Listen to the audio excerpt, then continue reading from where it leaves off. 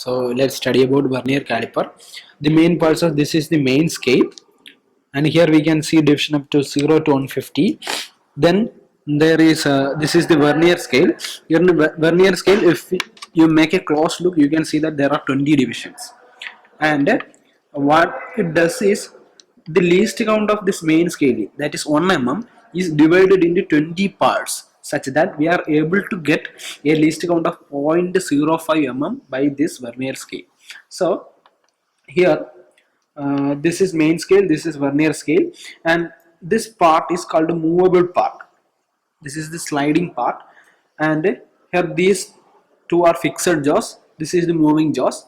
And now these two jaws are used to find the outer dimension. Suppose if we are to find the outer dimension of this particular object, then we will do like this.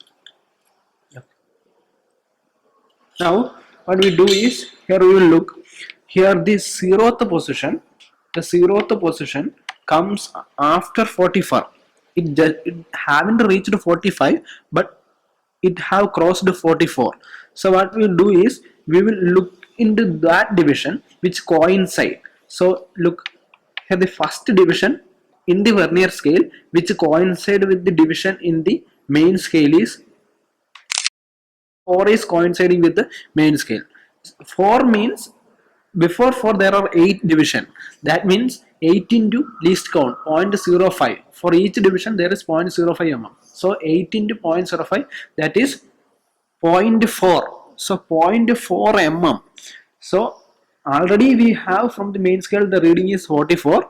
To that, this 0.4 reading from the vernier scale is added so that we are able to get the outer dimension of this particular object is 44.44 mm. By a ordinary scale we will be able to measure up to 44.4, but here we are able to measure up to 44.44 mm. Now these two jaws are used to find the inner dimensions, and here look, this is how we find the inner dimension. So we will keep like this. Now we will move it. Now we are able to find, as in the previous case, by using this vernier scale and main scale, we are able to find the inner dimension. So these are the main parts of vernier scale, and this is how we make use of vernier scale to find much more precise values or experimental values. Thank you.